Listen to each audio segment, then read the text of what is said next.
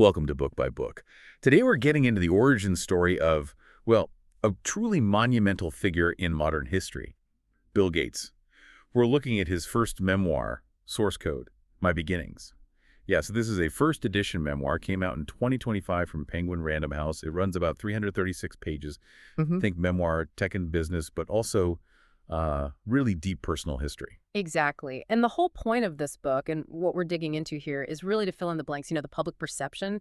Gates gets into how he actually became who he is. It's not just the highlights reel. He talks about the frustrations, the failures, the privileges he had, definitely luck, but also immense hard work, and interestingly, some really significant personal losses. And that's what pulls you in, I think, that tension. You've got this, teenage coder, up all night, feeling like a misfit, but at the same time, he's wrestling with self-worth, risk, parental expectations, and dreaming about personal computers changing everything. Yeah. It's that contrast. Absolutely. And the core idea, the thesis of source code, is basically that success isn't some straight path. It's not just one genius moment.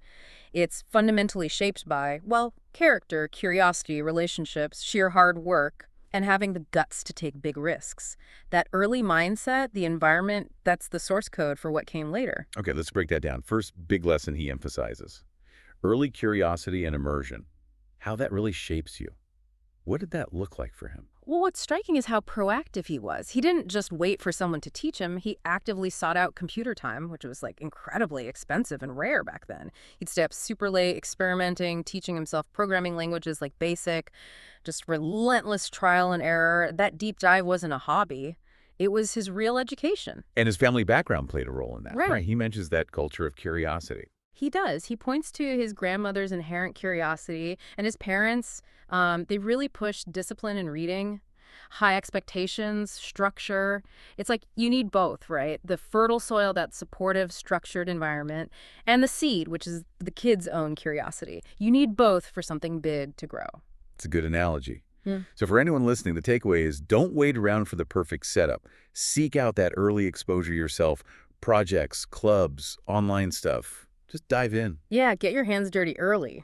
Okay, lesson 2 ties into that. Luck, timing, and being early.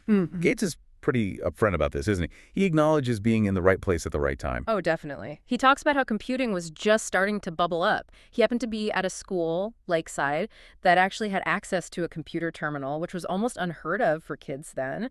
And Microsoft came along just as the market needed that kind of software. There was a gap. But it wasn't just luck, was it? Because that opportunity needed someone to grab it. Exactly. And that's where the risk factor comes in. He ties the luck of the timing directly to his decision, his huge gamble to drop out of Harvard. He saw this microcomputing wave coming when almost nobody else did, certainly not mainstream business folks. And he decided the opportunity was worth ditching the safe, prestigious path. That takes serious conviction.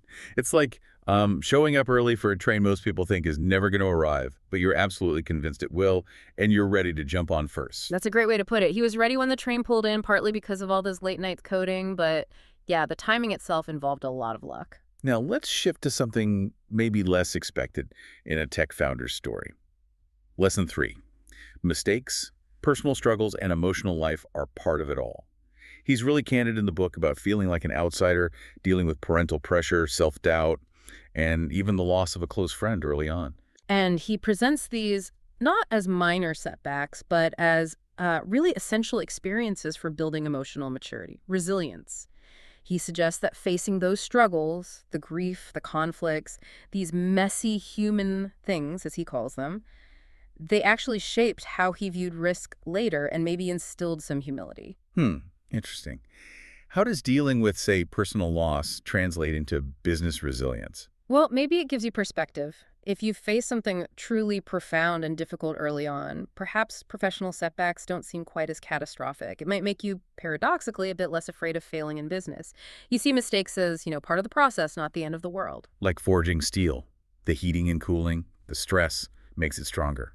That's a perfect analogy. Those trials build strength. So for you listening, the message is failure, doubt, struggle, they're normal. They don't disqualify you.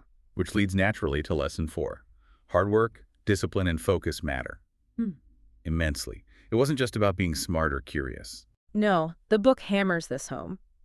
The differentiator was the relentless, disciplined effort. He talks about those marathon coding sessions, debugging for hours, sometimes days with Paul Allen, just constant refinement, pushing through problems, that sheer grind. And it's the consistency, right? Doing that day after day, night after night, that turns small steps into big leaps over time. Exactly. It's like compound interest for effort. A little bit of focused work consistently adds up to a massive advantage. The habit of practice, reflection, debugging it built his whole approach. He also makes it clear he didn't do it alone. Lesson 5. The importance of strong relationships and mentors. Yeah, he gives a lot of credit elsewhere. His grandmother's encouragement early on, his parents' influence, and critically, his partnership with Paul Allen. That relationship with Allen seems key. They were collaborators, sometimes rivals maybe, pushing each other. Absolutely. Allen was crucial. Good collaborators provide support, sure, but they also challenge you, filling your gaps. Even tension in a partnership can force growth. Like scaffolding around a building, it supports the structure as it goes up. Nicely put.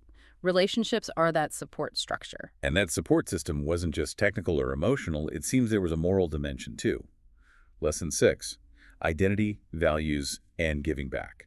Right. He connects this back to his upbringing, his mother's deep involvement in civic life, his grandmother's focus on kindness.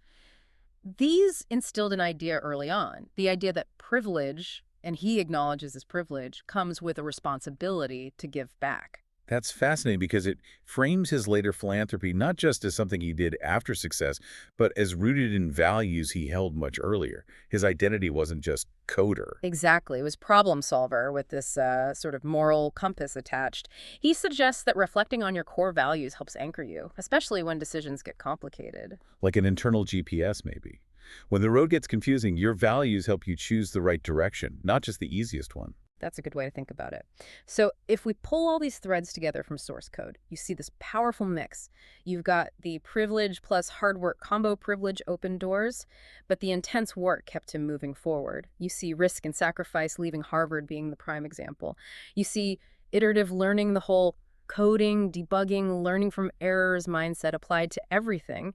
And importantly, this element of moral reflection, looking back, understanding mistakes, connecting actions to values.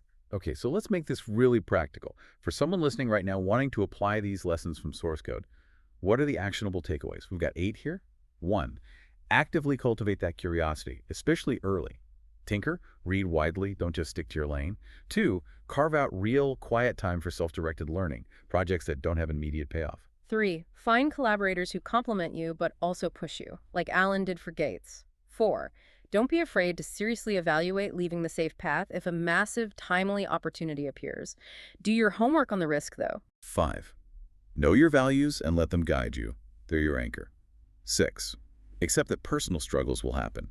See them as character building, and definitely seek support when you need it. 7, embrace mistakes. Treat errors like data, like debugging code. They're stepping stones, not dead ends. And finally, 8, make reflection a regular practice. Look back at your choices. Understand your own source code. So at the end of the day, source code isn't really a how to get rich like Bill Gates' manual, is it? Not at all. It's much more a story about persistence, about character formation, about learning from those hidden early years, the late nights, the failures, the losses, the support systems, the messy human stuff. So if you take away just one mindset shift from our discussion today, maybe let it be this.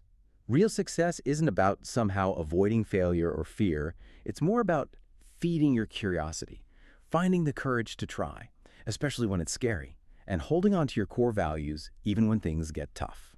Thank you so much for joining us for this book-by-book summary. If you found this helpful, please do subscribe to our channel, Book by Book, for more summaries like this one. And please share it with others who might find it useful and give this video a like. Your support truly motivates us to keep bringing you the best book summaries we can find.